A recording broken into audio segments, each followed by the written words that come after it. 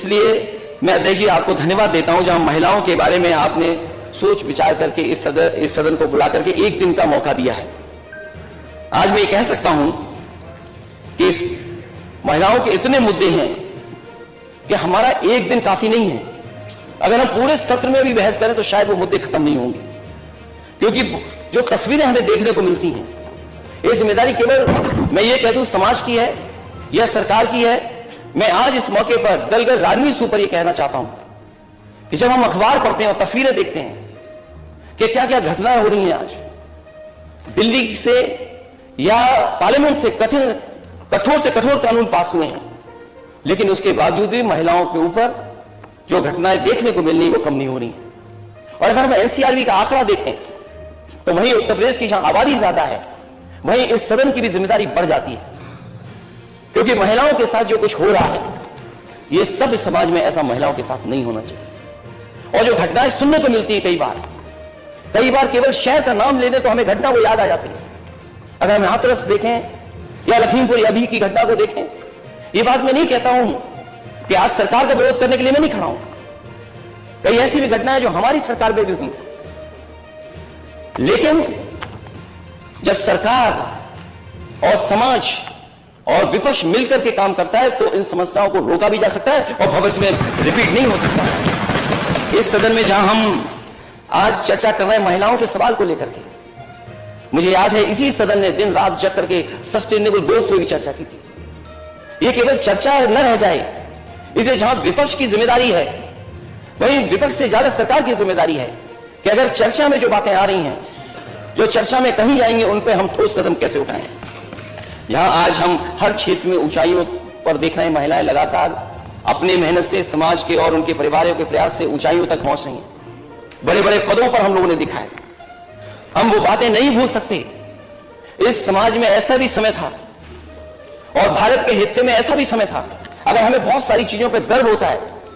तो हम वो चीजें भी याद करें कि हमारा समाज किन चीजों से निकल करके आया है। एक समय ऐसा था जब महिलाएं पूरे कपड़े नहीं पहन सकती थी, उन्हें आधे कपड़े पहन करके रहना पड़ता था। वहां की हुकूमत उनसे टैक्स लिया करती थी। ऐसा भी समय देखा है, लेकिन जब जैसे जैसे चीजें बदली हैं, समाज में सुधार आया, चीजें बदली हैं, आज जहां हम पहुंचे, हो सकता है अगर समाज और सरकार और सब हम लोग मिलकर के कोशिश करेंगे तो हो सकता है समाज हम कहां आगे पहुंचा दें। इसलिए ज्योतिबा फूले और सावित्रीबाई फूले को हम नहीं भूल सकते, जिन्होंने इस देश में महिलाओं को और बच्चियों की पढ़ाई के लिए और समाज को सुधारने के लिए अपना पूरा जीवन लगा दिया। क्योंकि आज का दिन ऐसा है कि सरकार को नाराज नहीं करना है। तो घटनाओं का अगर हम लोग जिक्र करेंगे, माननीय सदस्य जितने लोग बैठे हैं सब जानते हैं। जब आज हम लोग चर्चा कर रहे हैं तो अखबारों में किस शहर की घटना कितनी बड़ी निकली है, घटना कैसे हुई वो अलग बात है, लेकिन अगर वो घटना अखबारों में छप जाए, टीवी पे आ जाए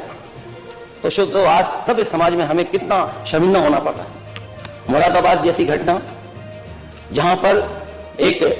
बेटी रास्ते पे भागती चली गई अपने आप को बचाने के लिए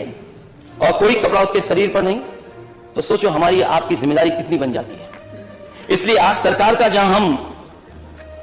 सरकार ने बड़ी बड़ी बातें कही थी कि सशक्त नारी बनाने के लिए हम क्या क्या फैसला लेंगे, आज मैं उन बातों को याद नहीं दिलाना चाहता हूं, लेकिन महिलाओं की सबसे जरूरी चीजें हैं, उनकी सेफ्टी और सिक्योरिटी पर क्या हम काम करें, उनको हम किस तरीके से सरकार की योजनाओं से जोड़ें, महिला सशक्तिकरण और कल्याण के लिए हम क्या क्या कर सकते हैं। सुझाव के रूप में मैं जरूर कहना चाहूंगा, क्योंकि सरकार के घोषणा पत्र में तो बहुत सी बातें रखी गई थी, वही मैं कहना चाहूंगा कि हम लोग समाजवादी पार्टी की घोषणा पत्र में हम लोगों ने कुछ बातें लिखी थी, क्योंकि हम सरकार में नहीं आए हैं, इसे हम सुझाव के रूप में सरकार को बता सकते हैं। हालांकि उन्होंने भी बहुत सारी बातें लिखी, सशक्त नारी के लिए क्या क्या